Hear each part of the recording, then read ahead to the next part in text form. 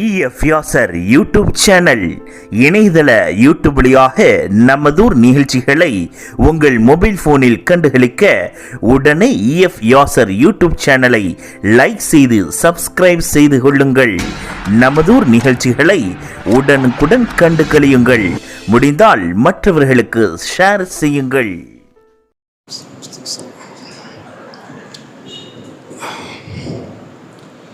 பிஸ்மில்லாஹி ரஹ்மானிர் ரஹீம். அஸ்ஸலாமு அலைக்கும் வரஹ்மத்துல்லாஹி வபரகாத்துஹு. அல்ஹம்துலில்லாஹி ரப்பில் ஆலமீன். அதத ஹல்கிஹி வரிதாக நஃப்ஸிஹி வஸினத அர்ஷிஹி வமிதாத கலிமாத்திஹி.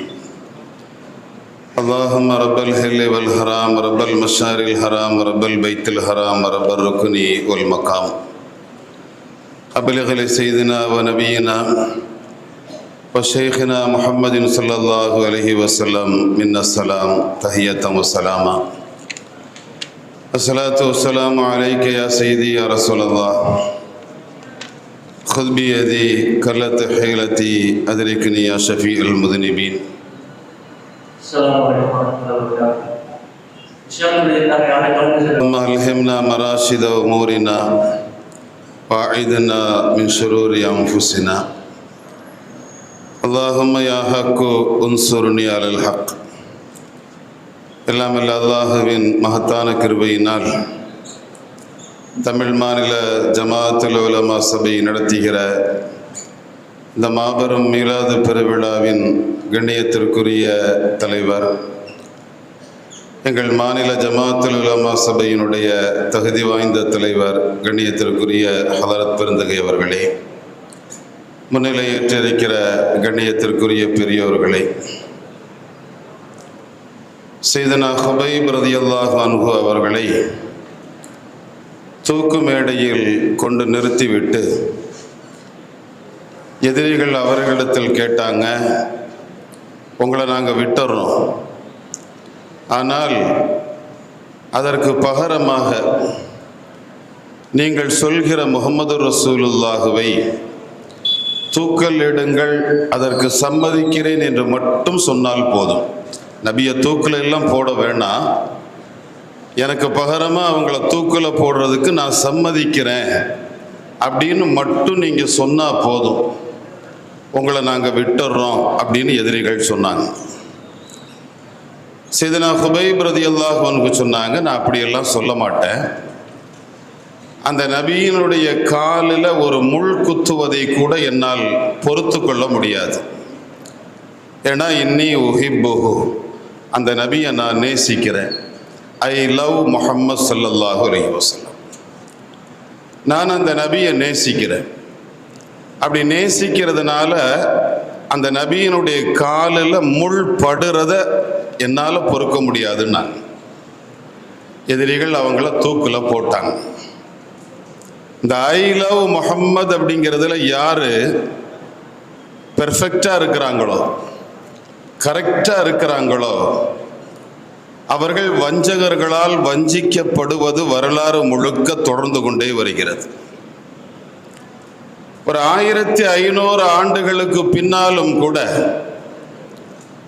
பெருமானார் ஸல்லல்லாஹு அலைஹி வஸல்லம் என்கிற அந்த பேரின்பம் உலகமெல்லாம் ரசிக்கப்படுவதை போல் அபூஜஹலினுடைய வாரிசுகளால் அவ்வப்போது சில காரியங்களும் ஆற்றப்படுகிறது. உலக தலைவர்களினுடைய பார்வையில் பெருமானார் ஸல்லல்லாஹு அலைஹி வஸல்லம், இது எனக்கான தலையங்கம், ஒரு 25 நிமிடத்திற்கு உள்ளால். அருமையானவர்களே, அல்லாஹ் ரப்புல் ஆலமீன் சொல்வான், உங்களுடைய அந்தஸ்தை நாம உயர்த்தி இருக்கிறோம் அப்படின்னு. இந்த ஆயத்துக்கு செய்யப்படுகிற தஃப்சீர்களில் ஒன்று, பெருமானார் ஸல்லல்லாஹு அலைஹி வஸல்லமுக்கு அல்லாஹ் கொடுத்த அற்புதத்தில் ஒன்று, எதிரிகளாலும் நம்பாதவர்களாலும் புகழப்படுகிற பாக்கியம் இந்த நபிக்கு உண்டு. அல்லாஹ் யாருக்கெல்லாம் உணவளிக்கிறானோ, அல்லாஹ் யாருக்கெல்லாம் ரஸாக்காக இருக்கிறானோ, அல்லாஹ் யாரையெல்லாம் படைத்திருக்கிறானோ அப்படிப்பட்ட எல்லோரும் ஏற்றுக்கொள்கிற ஒரு குணாளராக அல்லாஹ் இந்த நபியை ஆக்குவான் என்று இந்த ஆயத்திற்கு ஒரு விளக்கம் சொல்லப்படுகிறது. எனவேதான் இந்த உலகத்தில் எல்லோராலும் ஏற்றுக்கொள்ளப்பட்ட ஒரு பெருமகனாராக அல்லாஹ் அவர்களை ஆக்கினார். அமெரிக்காவினுடைய ஆன்மீக மாநாட்டை, சிகாகோவிலே நடைபெற்ற ஆன்மீக மாநாட்டை முடிச்சுக்கிட்டு விவேகானந்தர் இந்தியாவுக்கு வருகிறார். விமான நிலையத்தில் இறங்குறாரு. நிருபர்கள் போய் கேட்குறாங்க, நம்முடைய பாரதம் பண்பாடும் கலாச்சாரமும் நிறைந்த பாரதத்தை மீட்டெடுப்பதற்கு நாம் என்ன செய்ய வேண்டும்?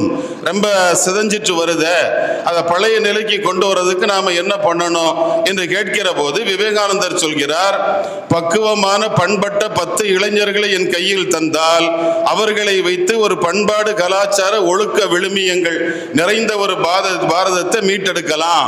எனக்கு தேவை ஒரு 10 பிள்ளைங்க, நல்ல பிள்ளைங்க. அந்த பிள்ளைங்களை தந்தா நான் எல்லாம் சரி பண்ணிடுவேன்னு சொல்றார். இப்ப நாம என்ன யோசிக்கிறோம்? மக்காவுல பள்ளிக்கூடம் இல்லாத மக்காவுல பெருமானார் ஸல்லல்லாஹு அலைஹி வஸல்லம் பிறந்து 40 வயசுல லா இலாஹ இல்லல்லாஹ் முஹம்மது ரசூலுல்லாஹ் என்கிற அந்த கலிமாவை அவர்கள் வாயிலிருந்து வெளிப்படுத்துகிற போது அவர்களை ஏற்றுக்கொள்கிற ஒரு மனிதர் இந்த பூமியில இல்லை. லா இலாஹ இல்லல்லாஹ்வை ஏற்றிருந்த ஆட்கள் இருந்தாங்க. ஆனா முஹம்மது ரசூலுல்லாஹ் வெளிப்படுகிற போது அதை ஏற்றுக்கொண்ட ஒரு மனிதர் கூட இந்த பூமியில இல்லை. அப்படி இல்லாத அந்த நிலப்பரப்புல நின்னுகிட்டு நான் உங்களை எல்லாம் சீர்படுத்த வந்திருக்கிறேன், நான் ஒரு சீர்திருத்தவாதி, நான் சத்திய பாதையில் உங்களை அழைக்க வந்திருக்கிறேன் என்று சொன்னார்கள் அல்லவா? அதை விவேகானந்தர் கோடிட்டு காட்டுகிறார். தன்னுடைய கர்ம யோகத்தில் எழுதுறார். அந்த கர்ம யோகத்தில் அவர் எழுதுகிற போது முகமது நபியினுடைய வரலாற்றை படித்த போது ஒற்றை மனிதராக ஓரிரை கொள்கையை சொல்லி அவர் அல்லாஹ் இறைவனுடைய தீர்க்கதரிசி என்பதை தன்னை முன்னிறுத்தி இந்த சமூகத்தில் ஒரு பெரிய புரட்சியை செய்த ஒரு ஆன்மீக அரசியல் வாழ்வியல் நிறைந்த ஒரு புரட்சியாளராக அந்த நன்னபியை நான் பார்க்கிறேன் என்று எழுதி மகிழ்கிறார்.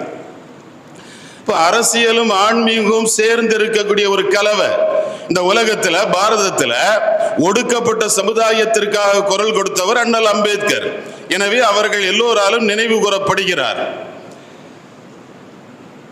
அதே போல ஜாதி ஒழிப்பு இது போன்ற காரியங்களுக்காக குரல் கொடுத்தவர் தந்தை பெரியார். கருப்பர்களுக்கு எதிராக நடைபெற்ற அந்த பிரச்சனைகளுக்கு எதிராக குரல் கொடுத்தவர் ஆபிரகாம் லிங்கம். தென்னாப்பிரிக்காவினுடைய நெல்சன் மண்டேலா. இப்படி ஒவ்வொரு காரியங்களுக்காக குரல் கொடுத்தவர்கள் வரலாற்றிலே உண்டு. ஆனால் மனிதம் மீண்டு வர ஒட்டுமொத்த காரியங்களுக்காய் குரல் கொடுத்த ஒரு மனிதர் உண்டு என்றால் அது சையதுனா முஹம்மது ஸல்லல்லாஹு அலைஹி வஸல்லம் மட்டும்தான். எல்லா காரியங்களையும் முன்னிறுத்தி எல்லாவற்றிலுமான வழிகாட்டுதலை பதித்து இந்த சமூகத்தில் ஒரு பெரிய புரட்சியை, மாற்றத்தை கொண்டு வந்தவர்கள். அதனாலதான் மேல்நாட்டு அறிஞர் ஹிப்பர் சொல்கிறார், நான் நபியினுடைய வரலாறை படிக்க முற்படுகிற போது நான் சாதாரணமாகத்தான் உள்ளே சென்று பார்த்தேன். ஒரு பாலைவனத்திலே படிக்க தெரியாத சமூக அமைப்பை கொண்ட ஒரு குடும்பத்தில் பிறந்த ஒருவர் என்ன பெரிதாக சொல்லிவிடப் போகிறார் என்கிற எண்ணத்தோடு வரலாறை படிக்க ஆரம்பித்தேன். படிக்க அப்படியே மண்டியிட்டு அமர்ந்து விட்டேன். அந்த மாணவியினுடைய ஒழுக்க விழுமியங்களையும் அவர்கள் போதித்த ஆற்றல் முறைகளையும் பார்க்கிற போது அதிசயத்தை போய் நான் இப்படி நினைத்தேன், யாருடைய வரலாறையும் படிக்காமல் இவர் வரலாறை முதல் வரலாறாகவும் கடைசி வரலாறாகவும் நான் படித்திருக்கலாமே என்கிற எண்ணம் எனக்குள் வந்தது. காரணம், இவர்களிடம் மட்டும்தான் ஆன்மீகமும் அரசியலும் ஒட்டுமொத்தமாய் வந்திருந்தது. ஒரு தலைவருக்கான ஒழுக்க விழுமியங்களும் நடைமுறைகளும் இவர்களிடத்தில் மிகப்பெரிய அளவிலே புதைந்து கிடப்பதை வரலாறு நெறியிலும் என்னால் பார்க்க முடிகிறது. நான் படித்து பார்த்தேன்.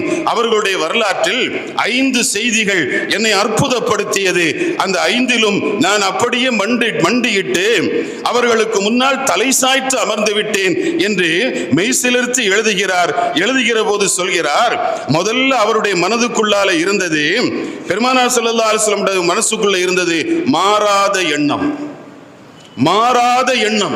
ஒருபோதும் மாறாத எண்ணம், எல்லா நிலையிலும் இறைவனை சார்ந்து நிற்கிற ஏகத்துவ மனப்பான்மை, எல்லா நிலையிலும் இறைவனையே சார்ந்து நிற்கிற ஏகத்துவ மனப்பான்மை, அந்த மனப்பான்மை மாறாத எண்ணம் அவர்களிடத்தில் நிலையாக இருந்ததை நான் படித்த போது அதிசயித்து போனேன்.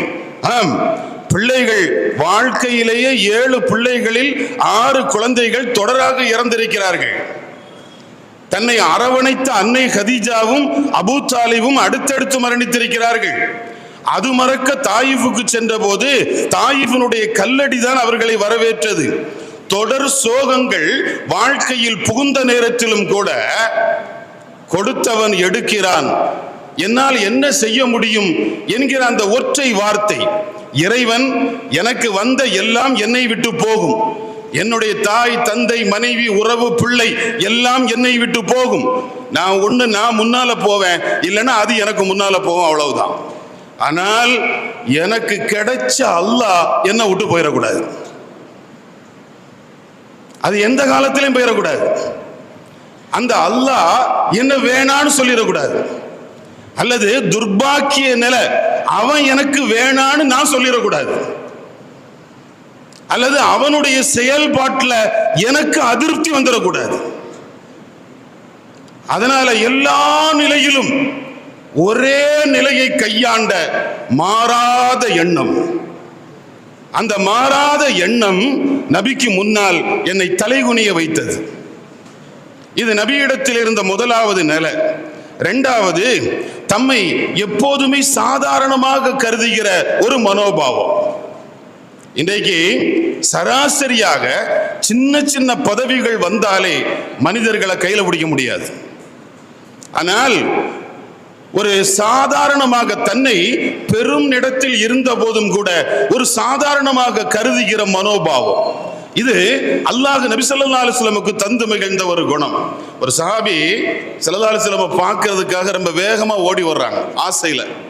அப்படி வேகமா ஓடி வந்து உடம்பெல்லாம் இளக்குது, சப்தம், மூச்சுல சப்தம் வருது, அவங்களால பேச முடியல, வந்து நிக்கிறாங்க, பேச நினைக்கிறாங்க, பேச முடியல.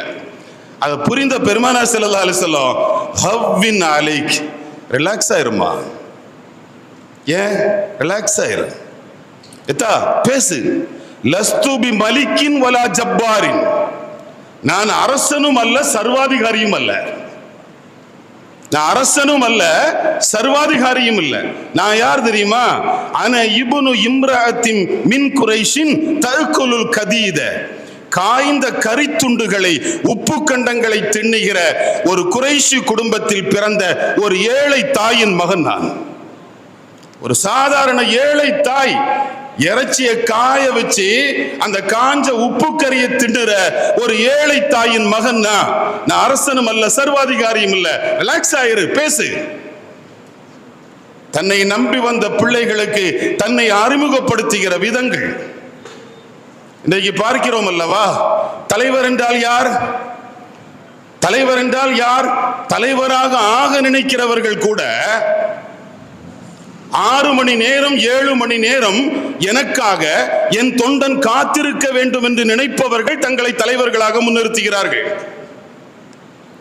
உச்சி வெயிலிலே நிற்க வேண்டும், அவன் குடித்தானா உண்டானா, அவனுக்கு ஏதும் சிக்கலா சிரமமா எதுவும் தெரியாது. ஆனால் நான் குளிர்ந்த வண்டிக்கு உள்ளே அமருவேன், வருவேன், நான் வரும் வரை நீ நிற்கத்தான் வேண்டும், என்னை பார்க்கத்தான் வேண்டும், உனக்கு எது நடந்தாலும் அது எனக்கு பிரச்சனையும் இல்லை என்று நினைப்பவர்கள் தலைவர்களாக முன்னிறுத்தப்படுகிற ஒரு காலகட்டத்தில் பெருமானார் ஸல்லல்லாஹு அலைஹி வஸல்லம் பேசுறாங்க மஸ்ஜிது நபவியில.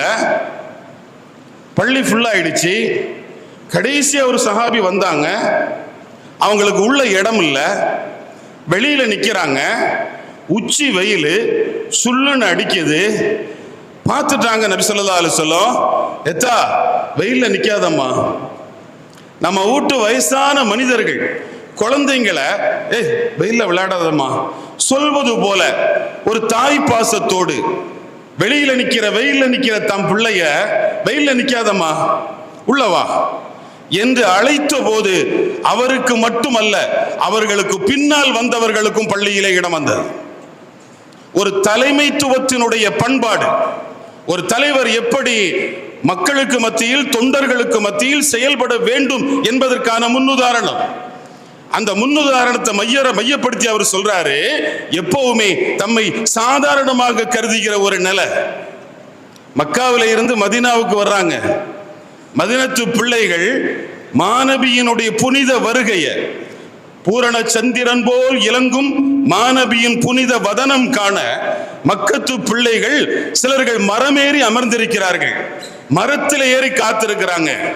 எந்த மரமும் முறியல்ல. மரத்தில் ஏறி உட்கார்ந்து இருக்கிறாங்க, எந்த மரமும் முறியல்ல.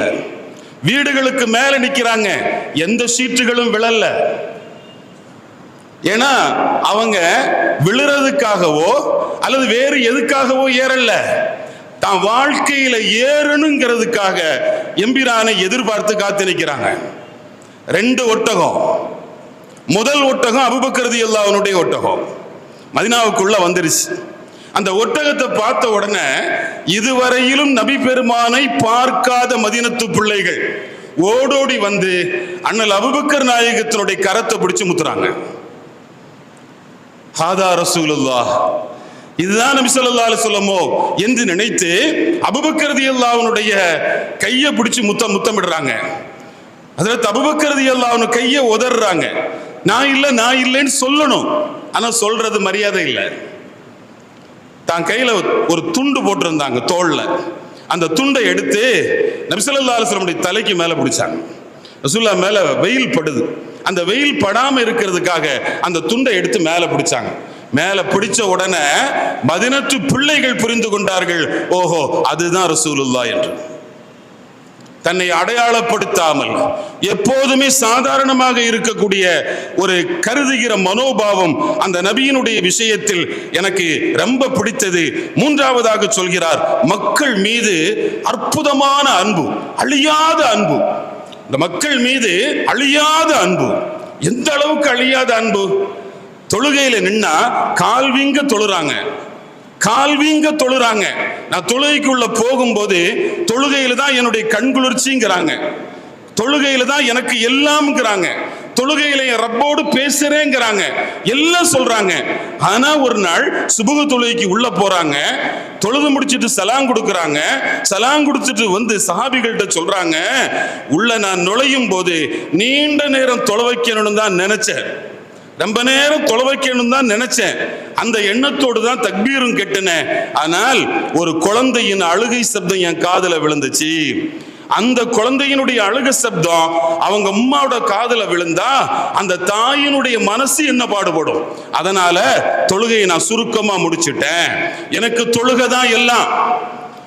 தொழுகையில நான் அல்லாஹ்ட்ட பேசுறேன், தொழுகையில தான் எனக்கு கண் குளிர்ச்சி என்றெல்லாம் பேசிய பெருமான் இந்த உம்மத்தினுடைய ஒரு குழந்தையினுடைய அழுகையும், அந்த குழந்தையினுடைய தாயினுடைய மனசுல வரக்கூடிய வருத்தமும், அந்த வருத்தத்திற்காக தன் வணக்கத்தை கூட சுருக்குறாங்கன்னா இந்த உம்மத்து மேல அந்த நபிக்கு என்ன அன்பு இருக்கணும்.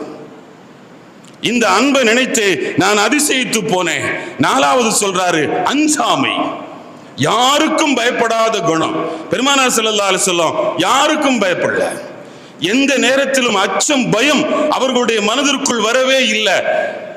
வராம எல்லா நிலையிலும் அல்லாஹ் என்கிற அந்த மனோபாவம் அவர்களுடைய கையில் இருந்தது.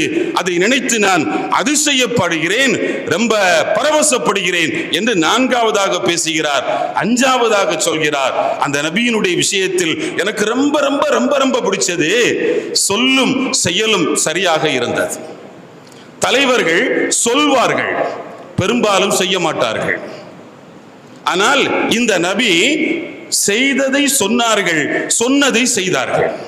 அப்படிப்பட்ட ஒரு நிலை இந்த நபிக்குள்ளால் பார்த்தபோது உலக வரலாற்றில் நான் படித்த வரலாறுகளில் ஏற்கனவே 13 உலக தலைவர்களை பற்றி வரலாறு எழுதியவன் நான். அப்படி எழுதுகிற போது அவர்களினுடைய வரலாறுகளை முழுமையாக படித்தவன் நான் சொல்கிறேன், இந்த நபிக்கு நிகராக இன்னொருவரை என்னால் காண முடியவில்லை என்று பேசுகிறார் ஹிப்பர்.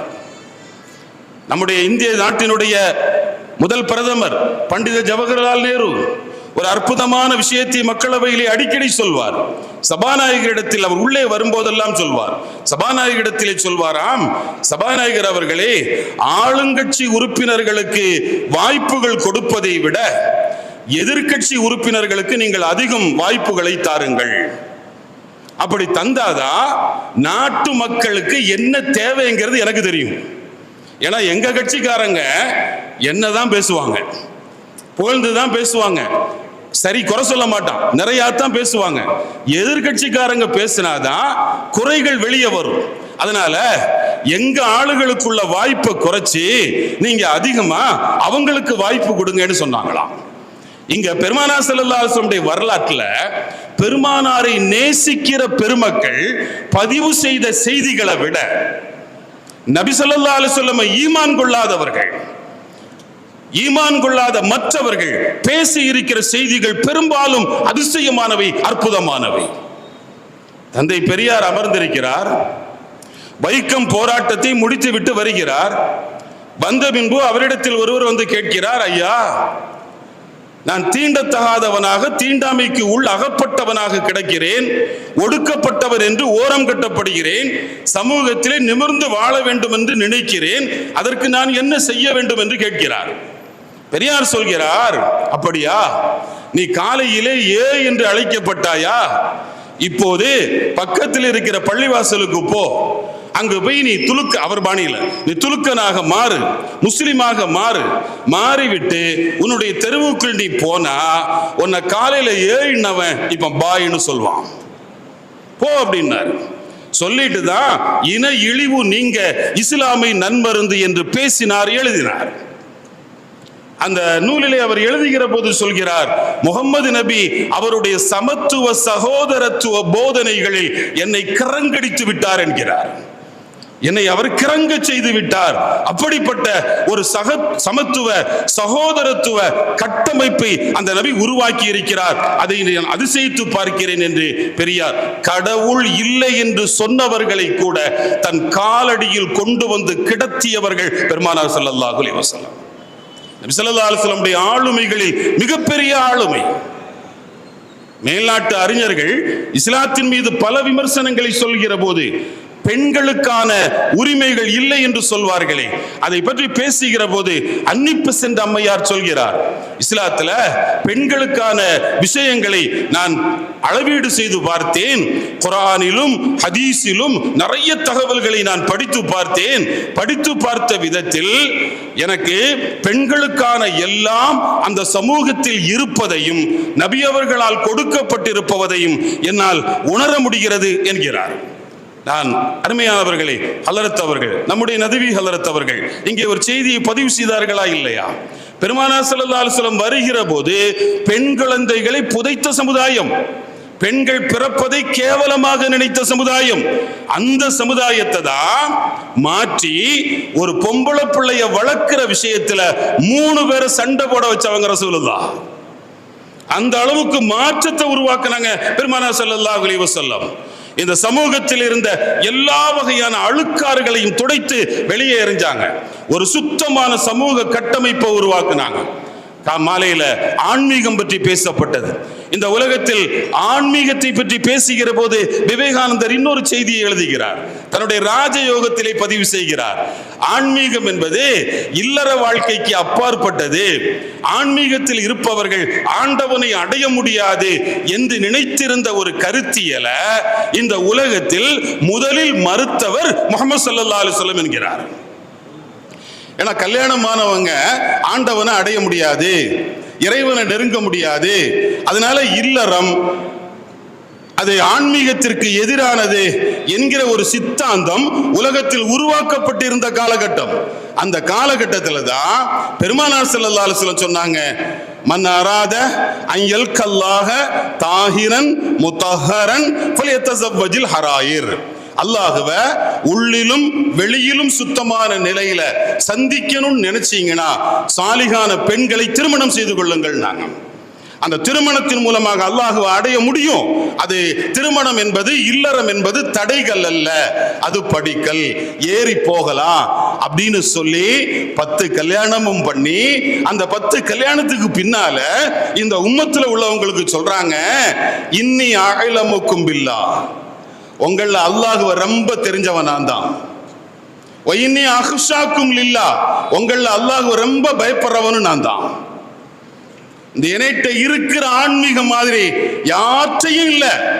ஆனா எனக்கு திருமணம் ஆயிருக்கு, நான் மனைவிகளை வச்சிருக்கிற, குழந்தைகளை பெற்றிருக்கிற, சமூகத்தோட வாழுற.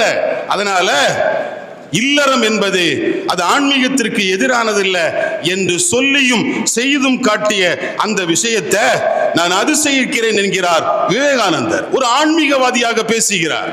ஏனென்றால் உலகம் இப்படித்தான் சில காரியங்களை நம்பி வைத்திருக்கிறது. அந்த நம்புதல்களில் பெருமானார் ஸல்லல்லாஹு அலைஹி வஸல்லம் மாற்றத்தை உருவாக்கினாங்க.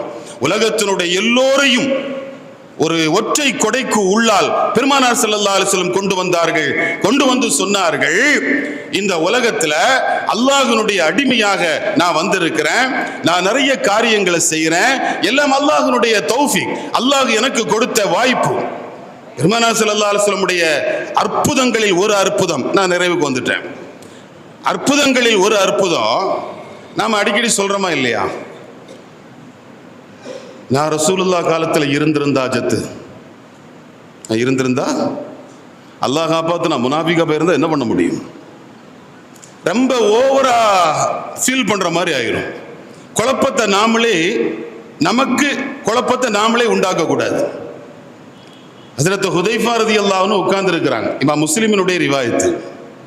ஹுதைஃபா ரலியல்லாஹு அன்ஹு உட்கார்ந்து இருக்கும்போது ஒருத்தர் சொல்றாரு, லவ் அத்ரக்து ஸமன ரசூலில்லாஹ் லகாத்தல்து மஅஹு வ அப்லக்து ஃபீஹி, நான் மட்டும் ரசூலுல்லாஹ்வுடைய காலத்தில் இருந்திருந்தா நபியோடு நானும் யுத்தத்தில் கலந்திருப்பேன், அந்த யுத்தத்தில் ரொம்ப கடுமையா ஈடுபட்டிருப்பேன் அப்படின்னு சொன்ன உடனே ஹஜ்ரத் ஹுதைஃபா ரலியல்லாஹு அன்ஹு கூப்பிட்டாங்க, எத்தங்க வாங்க, அந்த தஃபாலு தாலிக்க, செய்வியோ, செஞ்சிருவீங்களோ, உங்களால செய்ய முடியுமோ அப்படின்னு கேட்டுட்டாங்க.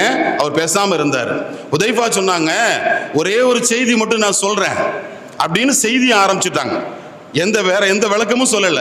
என்ன அர்த்தம்? நான் சொல்ற செய்தியை மட்டும் கேட்டுட்டு நீயே ஒரு முடிவுக்கு வா அப்படின்னு சொல்லிட்டு சொன்னாங்க. ஹுதைஃபா ரலியல்லாஹு அன்ஹு கந்தக் யுத்தம், அந்த கந்தக் யுத்தத்தினுடைய ஒரு நாள் ராத்திரி மதீனாவை சுற்றி அகழ் தோண்டப்பட்டிருக்கு. அந்த அகழ் தோண்டப்பட்டதுல பனு குறைலாக்கள் மக்காவாசிகளை காலவாரிட்டாங்க. உள்ள வாங்கன்னு கூப்பிட்டுட்டு உதவி செய்ய மறுத்துட்டாங்க. பனு குறைலாக்களினுடைய உதவி மக்கால இருந்து வந்த கூட்டத்தாருக்கு கிடைக்கல. கொண்டு வந்த உணவு காலி, கொண்டு வந்த நீர் காலி. ஒரு இக்கட்டான நிலை. போவோமா அல்லது அகலை தாண்டி போய் அடிப்போமா? ஒரு குழப்பம். இந்த குழப்பத்தோடு இருக்கிற அன்னைக்கு ராத்திரி அல்லாஹ் ஒரு கடுங்காற்றை அனுப்புனான். அந்த கடுங்காற்றுல வாகனத்தினுடைய லக்கேஜ் மட்டுமல்ல, வாகனங்களும் காற்றில் அடித்து செல்லப்பட்டது. அந்த அளவுக்கு ஒரு கடுமையான காத்து, குளிரான காத்து. அந்த காத்து முடிஞ்சதோட மதீனா முழுக்க கடும் குளிர், எங்களை கடுமையான குளிர் பிடிச்சிருச்சு. ஸல்லல்லாஹு அலைஹி வஸல்லம் சஹாபிகள்லாம் இருக்கும்போது ஒரு செய்தி சொன்னாங்க, தோழர்களே, யாராவது உங்கள ஒருவர் அங்க போய் அந்த கூட்டத்தாரினுடைய செய்தியை என்னிடத்தில் கொண்டு வருவது யார்? அந்த கூட்டத்தாரினுடைய செய்தியை என்னிடத்தில் கொண்டு வருவது யார்? அப்படி கொண்டு வந்தா ஜஅலஹுல்லாஹு மஇ ஃபில் ஜன்னா, அவர் அல்லாஹ் சொர்க்கத்தில் என்னோட ஆக்குவான். அவர் ஏன் கூட சொர்க்கத்தில் இருப்பார். யாருன்னு கேட்டாங்க, யாரும் எழும்பல. ஹுதைஃபா ரலியல்லாஹு அன்ஹு சொல்றாங்க, யாரும் எழும்பல. ரெண்டாவதும் கேட்டாங்க, யாரும் எழும்பல. மூணாவதும் கேட்டாங்க, யாரும் எழும்பல. இந்த 3 கேள்விக்கு பின்னால ரசூலுல்லாஹ் சொன்னாங்க, கும் யா ஹுதைஃபா, ஹுதைஃபா நீ எழும்புன்னாங்க. நீங்க எழும்புங்க. ஃபஅத்தினா ஹபரல் கௌம், போய் செய்தி எடுத்துட்டு வாங்கன்னாங்க. ஹுதைஃபா ரலியல்லாஹு அன்ஹு சொல்றாங்க, நான் எழும்பினேன். கடுமையான குளிர், நடுக்கத்துல தான் நான் போறேன். ஹஜ்ரத் ஹுதைஃபா சொல்றாங்க, அகழுக்காக தோண்டப்பட்ட குழியில நான் இறங்குனேன். அதை இறங்குனா தான் அந்த பக்கம் போக முடியும்.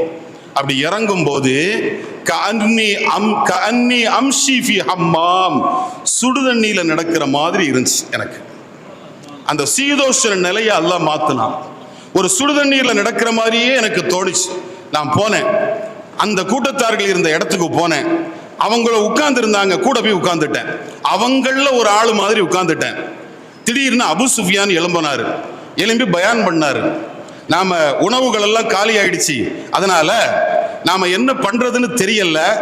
இந்த நேரத்துல மதீனாவில இருந்து யாராவது உளவாளிகள் உளவு பார்க்க இங்க வந்துருவாங்க.